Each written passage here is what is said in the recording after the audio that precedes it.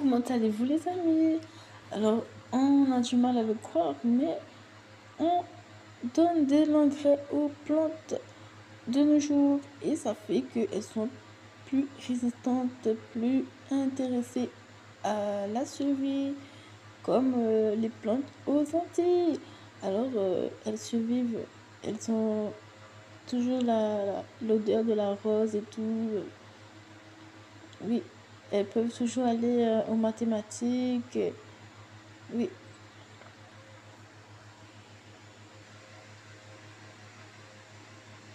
Comment allez-vous? Aujourd'hui, nous parlons de la fiche sur les Antilles par le Bougomin sur ce YouTube ci. Bon, ben voilà, on a plusieurs rangements. On a mis conquête espagnole, conquête anglaise, conquête amérindienne, conquête indienne, que j'ai même oublié. Bon, il y a quelques chiffres et tout. On a conquête espagnole en 1493 avec Christophe Colomb, Juan Ponce León. Le voilà. Donc c'est un conquistador espagnol. C'est un envoyé de l'Espagne pour les Antilles. Le voici dessiné. À quoi peut-il ressembler selon les recherches historiques? Juan Ponce et le fameux Christophe Colomb, vous le connaissez.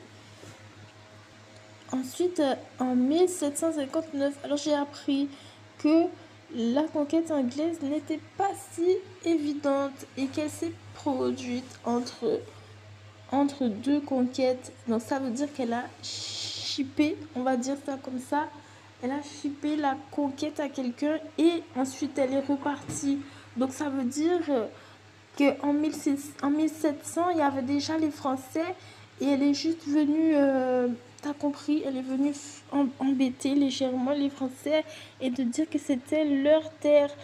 Après 7 ans plus tard, de guerre, ils ont dit ah ok, c'était pas à moi, désolé, et ils sont repartis.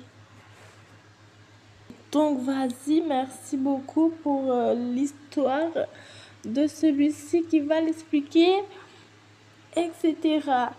Merci. C'était pas à moi les affaires, je me suis trompée. J'ai juste marché un peu sur tes affaires. Tu vois un peu le truc de français. C'est la vérité qui s'est passée.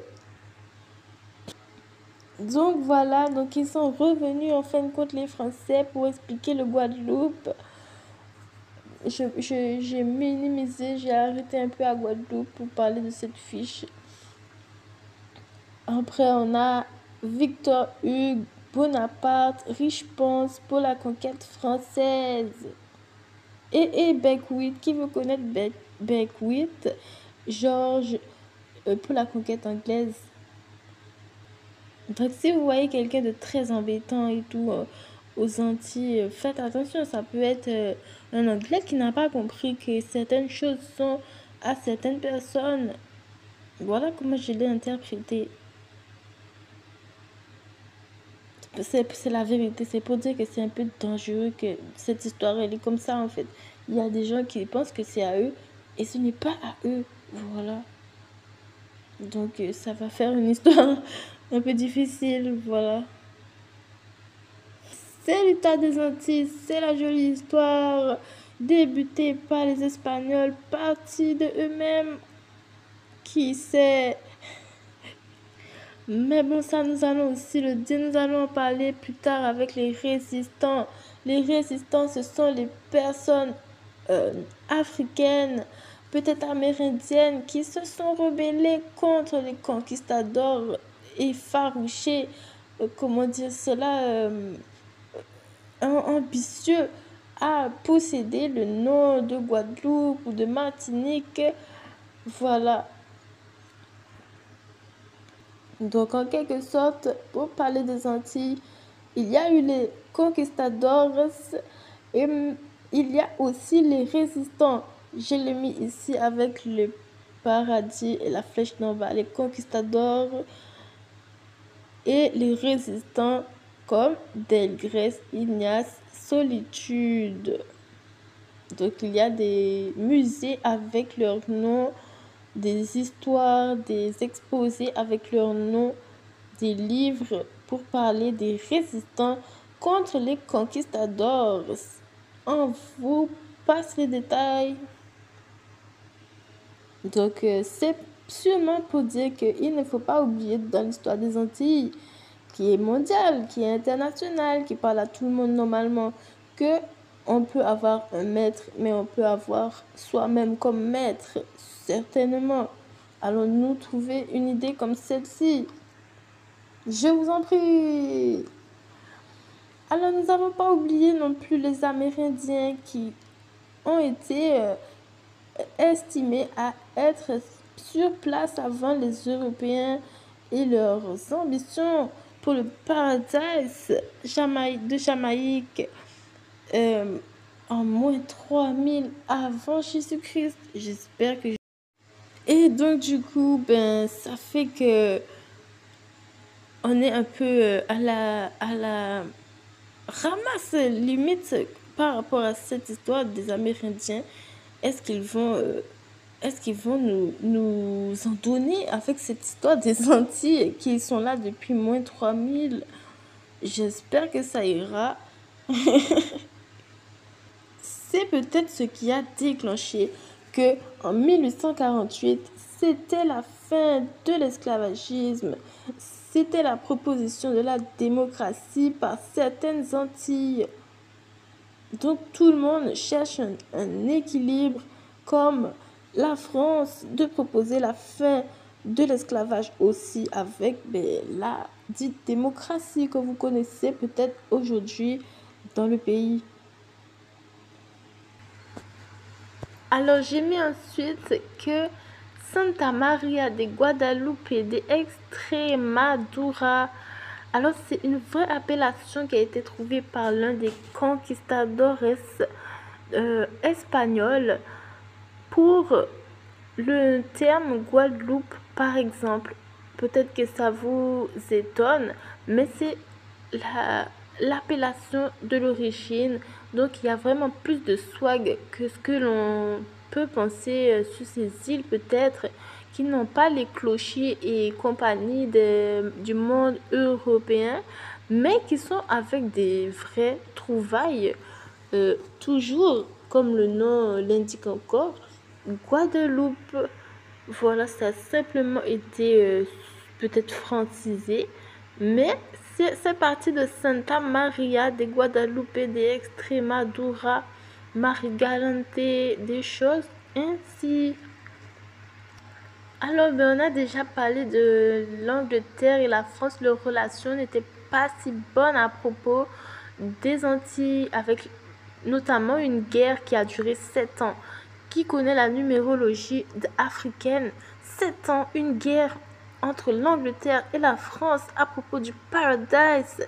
Mais c'est génial d'en parler cela. Qu'est-ce que tu en dis? 7 ans. Qu'est-ce que tu connais de la numérologie? Alors, si tu n'as pas trop peur, c'est juste une proposition de science, la numérologie, que j'aurais mis à côté des mathématiques, de la philosophie, pour ranger des mathématiques, des formes géométriques. Alors, ils ont prêté au chiffre 7. Tu vois, avec la structure et tout du chiffre, c'est assez facile de comprendre là où on veut en venir. De quoi on parle si on dit 7, si on dit 3, si on dit 2. Voilà, c'est une proposition scientifique. Alors, c'est une blague que j'ai dit que ça vient de l'Afrique et que c'est spirituel. C'est vraiment puissant. Alors, allons-y. En numérologie, étude divinatoire, voilà, basée sur les nombres, le chiffre 7 symbolise l'esprit, l'introspection, la sagesse spirituelle. Alors, voilà que maintenant on apprend qu'il y a une guerre qui a fait la sagesse spirituelle aux Antilles, qui a duré le chiffre 7, le chiffre des grands-mères et compagnie, entre Angleterre et la France, entre douceur et travail, entre pain, baguette et thé anglais. Vous y réfléchirez. Alors, 2000, surtout si vous passez en ce moment près de la ville qui s'appelle Petit-Bourg en Guadeloupe, vous y réfléchirez, peut-être que vous comprendrez mieux la couleur choisie pour les fleurs qui sont la couleur de l'espace, couleur violette aux Antilles. Donc, ça veut dire qu'il y a un vrai débat qui va loin peut-être aux Antilles et c'est matérialisé par cette question des fleurs violettes récemment. Alors doucement quand même, ne vous bagarrez pas trop pour vous expliquer votre sujet aux Antilles. Alors voilà, dans l'ensemble, la question de qui est le maître des Antilles, qui est le maître du paradis, n'est même plus une question, elle est un sujet à part entière comme ça, ouvert, on va dire, en débat en constance aux Antilles maintenant. Qui saura le plus expliquer les affaires des humains? Voilà. Tout cela est un vrai sujet. Deux pays France, deux pays de l'Amérique, qui a ses Antilles aussi, deux pays des langues espagnoles toujours, puisque certains sont indépendants, certains sont connectés avec leur pays adoptif. Voilà, ce sont des propositions à propos de l'économie internationaliste, l'économie des humains. Donc, au niveau oblige, je vais revenir sur cette question dans quelques minutes. Henri Poignet, premier préfet en 1947 pour Guadeloupe, par exemple, dans un premier système de la démocratie, donc la proposition démocratie par la France sur certaines îles à elle, avec le système que vous connaissez peut-être maintenant si vous suivez les actualités. Il y a les départements, les régions, voilà, ça se range un peu comme ça et tout.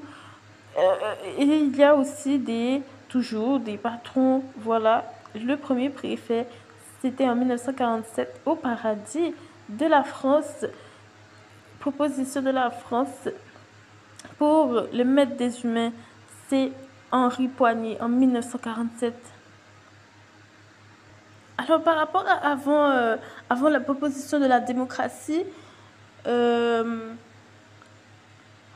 avant la proposition de la démocratie, il y a cette nouveauté que maintenant on fait d'autres échanges avec autour de nous, autour des Antilles. Donc on fait des échanges avec la Caraïbe, avec l'Amérique du Nord apparemment. C'est très intéressant de le savoir puisque le Canada est aussi un maître des humains. Donc, c'est très intéressant cette connexion et on est à l'écoute de savoir si on entendra d'autres aspects, peut-être pour une démocratie version 2. Qu'est-ce que vous en dites? Donc, tout cela sur notre fiche de nos recherches sur le super moteur de recherche aux toutes les couleurs. Toutes les couleurs, d'ailleurs, c'est ce qui a marqué les événements, comme ce super site eBay, Google, qui ont décidément pris la marche de mettre du paradise dans leurs idées. Donc de toutes les couleurs, du vert, du rouge, vous le voyez. De toutes les couleurs. Certaines entreprises avaient-elles pour ambition de s'inscrire dans une économie internationaliste pour aujourd'hui et de parler avec tout le monde. Et ce fameux site alors donc avec le nom de la forêt amazonienne qui répertorie mais une infinité de objets incalculables, depuis la fourchette jusqu'au matelas, comme son nom l'indique vraiment. Qu'avait-il comme ambition de sortir un site au milieu des années 2000 à propos du paradis de la Terre? Voulait-il parler avec les Amérindiens, avec les Amazones, comme ils se appellent eux-mêmes, une population des terres premières, maîtres des humains? La conquête spatiale avec la fusée Ariane, les ports à bateaux, les aérodromes privés, publics, les marchandises en conteneurs, la poste marchandise, excusez-moi le mélange de langues, mais c'est une vérité. La poste marchandise, les marchandises de la poste, quoi. Ce sont des symboles qui montrent l'évolution technique, technologique des Antilles, de simples îles. Donc une ambition infinie pour les humains de monter le niveau jusqu'à parler d'une exploration spatiale.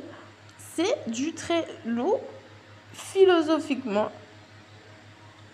J'espère élever le niveau de conscience des utilisateurs, en quelque sorte, des Antilles, et qu'on nous mette plus de bagages, plus d'affaires afin de continuer cette exploration. Celui-là qu'il est européen, là qu'il est penseur et tout, il sait de quoi je parle quand je dis il y a posé le conquête spatiale fusée. Pardon. Il y a la question d'une fusée qui va dans l'espace en ce moment dans le thème des Antilles. Please, mais c'est pas génialissime, c'est pas relevant tout cela. Moi je dis oui. Je dis que ce sont des symboles ouverts, d'ouverture de la démocratie, du futur technologique relevant. Alors, à ce propos, pratique ancienne. Alors, pratique ancienne, c'est-à-dire que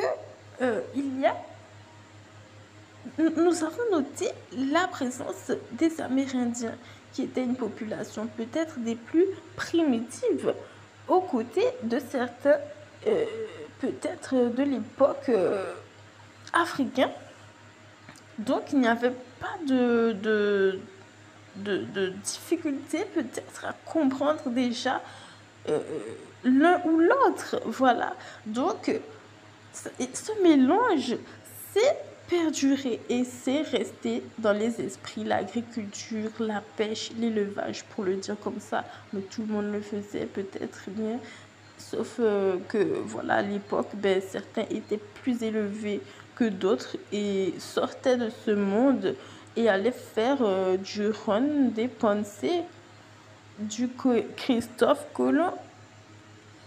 Alors, par rapport à après l'esclavage et la difficile lutte des Amérindiens face à toute cette agitation qu'ils ont connue, l'agriculture, la pêche, l'élevage est resté un pilier intérieur des Antilles. Si vous avez visité récemment les Antilles, vous voyez qu'il y a quand même un vestige très présent de ce monde traditionnel, ce monde terre à terre qui parle du poisson, des épices, d'Afrique. Une volonté est de rester avec un univers terre à terre. Et cette caractéristique s'est même inscrite dans une proposition économique afin de la protéger comme l'industrialisation de certaines recettes comme la chiquetaille de morue, de poisson, des rillettes, certaines recettes. Certaines sauces comme la sauce chien est désormais commercialisée alors que c'est une sauce très simple avec du persil et de l'huile. C'est très simple et pourtant on peut en acheter, on peut en goûter comme ça dans un petit pot à 5 € dans un magasin pour goûter une sauce qui s'appelle sauce chien. Ça veut dire qu'il y a vraiment pas trop d'efforts dedans et bien ça s'achète. La banane, la canne à sucre. Venez donc goûter une confiture du rayon des affaires locales en Guadeloupe et dites-moi si ça ne vaut pas un voyage aux Antilles de temps en temps. Comment c'est trop bon. Dites-moi si ça ne vaut pas une petite découverte aux Antilles. Donc la banane, la canne à sucre, revisitée dans les assiettes des Miss démocratiques, possible de les découvrir là maintenant, entre guillemets, après un petit peu de cahier d'histoire, en effet. Donc l'écologie branchée sur on maintenant, écologie, économie branchée. On commence à trouver un peu de paradis. Qu'est-ce que vous en dites? Rayon made in local accessible par tous, d'où que l'on vienne, entre guillemets, maintenant, que ce soit espagnol, anglais, amérindien ou africain, on peut manger un peu d'affaires de tout le monde. La fameuse banane, la fameuse canne à sucre, tellement visés par les premiers conquistadors. Pourquoi ils sont sortis chercher les Amérindiens, les Africains pour le travailler? Ben, il s'est resté dans le réfrigérateur du commerçant malin. Donc, dans les assiettes des Miss du pays, on retrouve une confiture à la banane, premier affaire des conquistadores ou du jus de canne, première affaire des esclaves, lui-même maître des humains. On a dit en violence, en 2000, la violence est restée malheureusement encastrée pour l'instant dans un décor pourtant ambitieux. On retiendra que des hauts et des bas façonnent les Antilles d'aujourd'hui et que l'histoire est toujours à écrire. Par exemple, le traité de Whitehall. Si nous avons un peu bien compris, il y a un peu de débordement de la part des conquistadors qui se permettent de penser qu'il faut en rajouter dans la méchanceté esclavagiste. Le traité de Whitehall, signé entre les Britanniques et les colons de Saint-Domingue, d'autres Antilles, permet aux colons français de combattre les troupes révolutionnaires et l'émancipation des esclaves. Récupérer la lucrative fiscalité, nani, nana. Donc je sais que certaines choses comme ça ne sont pas trop déployées dans l'école. J'ai vu mes professeurs passer à côté de ce traité comme si de rien n'était, alors qu'on a besoin de savoir ce genre de choses. ça provoque des dégâts dans la vie d'une personne de ne pas être au courant de ce genre de choses alors qu'il en est un acteur. Donc moi, aujourd'hui, je vous mets ça dans la fiche qu'il y a eu ce traité qui parle de combattre par les colons l'émancipation des esclaves, des travailleurs, quoi. On dirait que ce genre de thème ne, n'est pas trop déployé dans le récit de l'école, euh, de ce que j'ai compris, et c'est assez choquant quand vous y êtes de voir le professeur voir la page, de mettre son doigt ailleurs que sur ce traité et de partir comme ça en vous regardant droit dans les yeux. Donc c'est un peu violent. Moi, je vous en parle comme ça. J'ai mon esprit tranquille, que vous savez qu'il y a eu ce traité. Le, le support des Antilles est un support lourd, curieux, historique, définitif pour cette zone géographique. Maturité chamaillée, le white privilege, le noir corrompu, les Amérindiens dans le Zayan, se blanchir la peau, ce sont des concepts perdants, les motiver à leur but premier. Donc la jolie conquête, ce sont des concepts, le white privilege, le noir corrompu, les Amérindiens dans le Zayan qui ne veulent plus sortir, les personnes qui pensent que pour réussir, il faut entrer dans la jupe du colon, des choses comme ça qui deviennent blancs, entre guillemets, alors qu'ils sont colorés normalement. Ce sont des concepts reconnus par les historiens, les personnes qui font un peu de décryptage de cette histoire, qui reconnaissent qu'il y a ce genre de concept pour étudier, pour les voir dans la société qui se passe, qui malheureusement éloigne peut-être bien les citoyens de leur but premier, c'est-à-dire de rester soi-même et des choses comme ça, être un bon catholique, être un bon musulman, un bon croyant en la vie, même un bon assiette, des choses comme cela, des choses qui sont jolies. On peut dire par ces concepts, selon beaucoup de gens, que nous perdons les motivés de la Caraïbe, des Antilles, du paradis, par ces concepts-là du privilège blanc, du noir corrompu et l'Amérindien zaïen, le fait de ne croire qu'en le blanc alors qu'on est amérindien, d'oublier de parler de ses affaires.